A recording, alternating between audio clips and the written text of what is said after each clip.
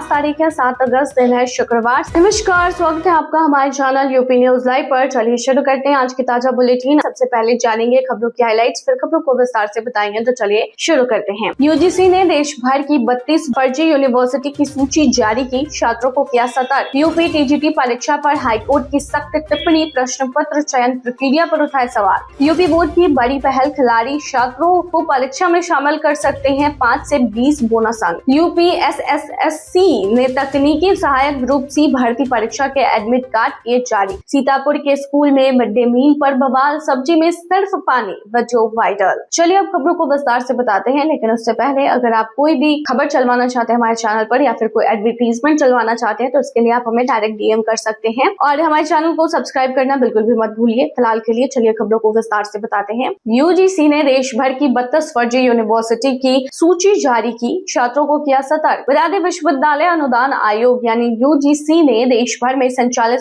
32 फर्जी विश्वविद्यालयों की सूची जारी करते हुए छात्रों और अभिभावकों को अलर्ट रहने की सलाह दी है। आयोग ने कहा है कि ये संस्थान यूजीसी से मान्यता प्राप्त नहीं है और इन्हें किसी भी प्रकार की वैलिड डिग्री प्रदान करने का अधिकार भी नहीं है। इन संस्थानों से प्राप्त डिग्रियां सरकारी नौकरी, उच्च शिक्षा या फिर अन्य आधिकारिक कार्यों के लिए मान्य नहीं होंगी। यूजीसी ने बताया है कि फर्जी विश्वविद्यालय 12 राज्यों और केंद्र शासित प्रदेशों में संचालित हो रहे हैं। इनमें सबसे अधिक 12 संस्थान दिल्ली में हैं, जबकि उत्तर प्रदेश में 4 फर्जी विश्वविद्यालय चिन्हित किए गए हैं। इसके अलावा आंध्र प्रदेश, कर्नाटक, केरल, महाराष्ट्र, पश्चिम बंगाल और पुडुचेरी में 2-2 तथा अरुणाचल प्रदेश, हरियाणा, झारखंड और राजस्थान में 1-1 फर्जी विश्वविद्यालय शामिल है। आयोग ने कहा है कि ये संस्थान छात्रों को गुमराह कर अवैध रूप से डिग्रियां देने का दावा करते हैं, जिससे छात्रों का समय, पैसा और भविष्य प्रभावित हो सकता है। इसीलिए किसी भी विश्वविद्यालय या फिर कॉलेज में प्रवेश लेने से पहले उसकी यूजीसी मान्यता की आधिकारिक वेबसाइट पर जांच अवश्य करें, ताकि भविष्य में किसी तरह की परेशानी का सामना न करना पड़े। यूपी टीजीटी परीक्षा पर हाईकोर्ट की सख्त टिप्पणी, प्रश्न पत्र चयन प्रक्रिया पर उठाए सवाल। उत्तर प्रदेश टीजीटी भर्ती परीक्षा को लेकर इलाहाबाद हाईकोर्ट ने उत्तर प्रदेश शिक्षा सेवा चयन आयोग यानी यूपीईएसएससी की प्रश्न पत्र चयन प्रक्रिया पर गंभीर सवाल उठाए हैं। सुनवाई के दौरान आयोग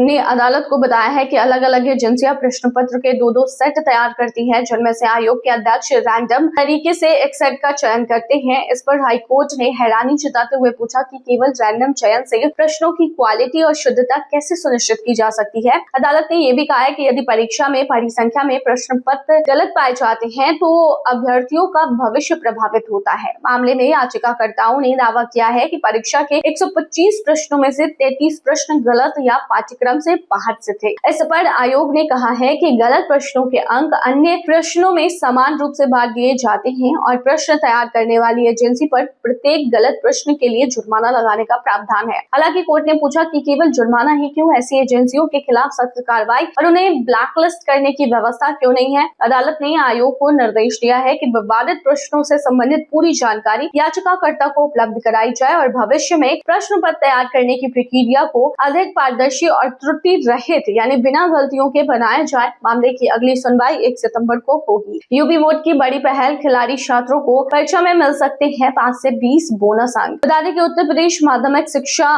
परिषद यानी यूपी बोर्ड ने खेलों में उत्कृष्ट प्रदर्शन करने वाले हाई स्कूल और इंटरमीडिएट के छात्र छात्राओं को बोर्ड परीक्षा में बोनस अंक देने का प्रस्ताव राज्य सरकार को भेजा है। प्रस्ताव के अनुसार राज्य स्तर की प्रतियोगिता में पदक जीतने वाले विद्यार्थियों को 5 अंक और राष्ट्रीय स्तर पर प्रतिभाग करने पर 7 अंक और पदक जीतने पर 10 अंक दिए जाते हैं। वहीं अंतर्राष्ट्रीय प्रतियोगिता में भाग लेने वाले छात्रों को 15 और पदक विजेताओं को अधिकतम 20 बोनस अंक देने का प्रावधान किया गया है। यह लाभ केवल मान्यता प्राप्त प्रतिभागियों जैसे कि school games federation of India, SGFI, NCC और स्काउट्स एवं गाइड से जुड़े प्रमाण पत्र रखने वाले छात्रों को मिलेगा। यदि कोई छात्र परीक्षा में असफल होता है तो इन बोनस अंकों का उपयोग अधिकतम 2 वर्षों में ग्रेस मार्क के रूप में भी किया जा सकेगा। हालांकि यह व्यवस्था राज्य सरकार की मंजूरी मिलने के बाद ही लागू होगी। अभी फिलहाल प्रस्ताव किया गया है। यूपीएसएससी ने तकनीकी सहायक ग्रुप सी भर्ती परीक्षा के एडमिट कार्ड किए जारी। बता दें कि उत्तर प्रदेश अधीनस्थ सेवा चयन आयोग यानी कि यूपीएसएससी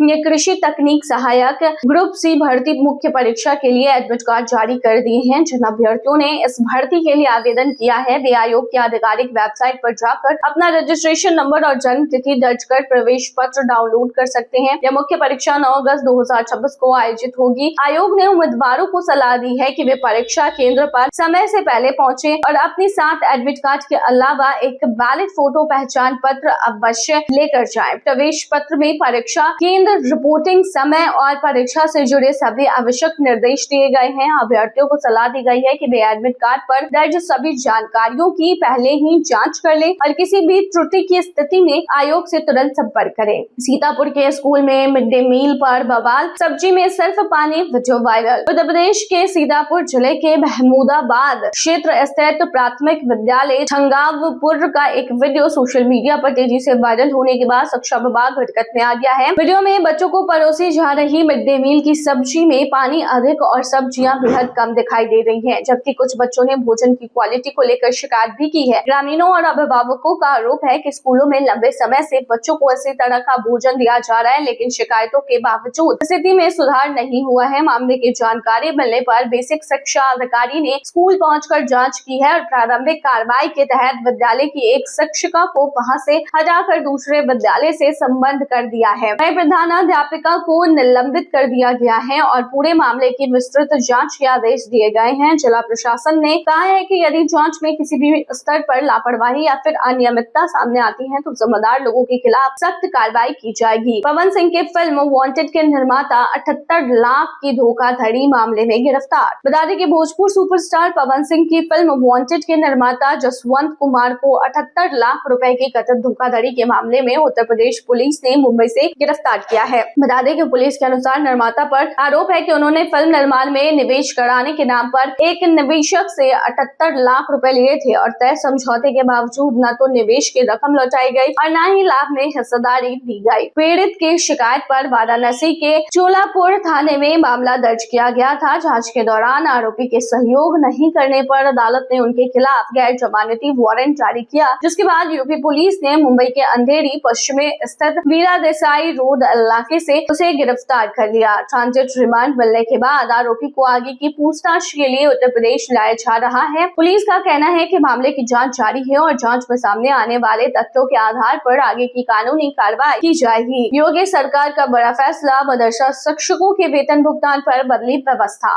बता दें उत्तर प्रदेश की योगी आदित्यनाथ सरकार ने मदरसा शिक्षकों के वेतन भुगतान को लेकर पूर्व की समाजवादी पार्टी सरकार के समय लिए गए फैसले में बदलाव किया है। सरकार ने स्पष्ट किया है कि अब सहायता प्राप्त मदरसों के शिक्षकों और कर्मचारियों के वेतन भुगतान की व्यवस्था संशोधित नियमों के तहत की जाएगी। इस संबंध में शासन स्तर पर आदेश जारी कर दिए गए हैं। सरकार का कहना है कि इस बदलाव का उद्देश्य वेतन वितरण प्रणाली को अधिक पारदर्शी, जवाबदेह और नियमों के अनुरूप बनाना है। नई व्यवस्था लागू होने के बाद वेतन भुगतान निर्धारित प्रक्रिया के अनुसार किया जाएगा, जिससे अनियमितताओं पर रोक लगाने में मदद मिलेगी। सरकार का यह कदम मदरसा शिक्षा व्यवस्था में प्रशासनिक सुधार और वित्तीय पारदर्शिता बढ़ाने की दिशा में महत्वपूर्ण कदम माना जा रहा है। किसान रजिस्ट्री अभियान में यूपी ने बनाई जगह, 2.45 करोड़ से अधिक किसानों का हुआ पंजीकरण। उत्तर प्रदेश में किसान रजिस्ट्री अभियान तेजी से आगे बढ़ रहा है। राज्य में अब तक 2.45 करोड़ से अधिक किसानों का पंजीकरण किया जा चुका है, जिसके साथ ही उत्तर प्रदेश राष्ट्रीय स्तर की रैंकिंग में 10वें स्थान पर पहुंच गया है। केंद्र सरकार द्वारा प्रदेश के लिए करीब 2.88 करोड़ किसानों के पंजीकरण का लक्ष्य तय किया गया, जिससे लगभग 85% लक्ष्य पूरा हो चुका है। राज्य सरकार अब शेष किसानों को जल्द से जल्द पंजीकरण कराने के लिए अभियान को और तेज कर रही है। इस अभियान का उद्देश्य किसानों का डिजिटल डाटाबेस तैयार करना है, ताकि प्रधानमंत्री किसान सम्मान निधि, फसल बीमा, कृषि ऋण, सब्सिडी और अन्य सरकारी योजनाओं का लाभ पात्र किसानों तक पारदर्शी और समय पर पहुंचाया जा सके। सरकार ने अधिकारियों को निर्देश दिए हैं कि 100% किसान रजिस्ट्री सुनिश्चित करने के लिए विशेष अभियान चलाया जाए और बचे हुए किसानों का पंजीकरण जल्द पूरा किया जाए। तो ये थी तमाम जानकारी। बने रहिए ऐसी तमाम खबरों के लिए हमारे चैनल पर।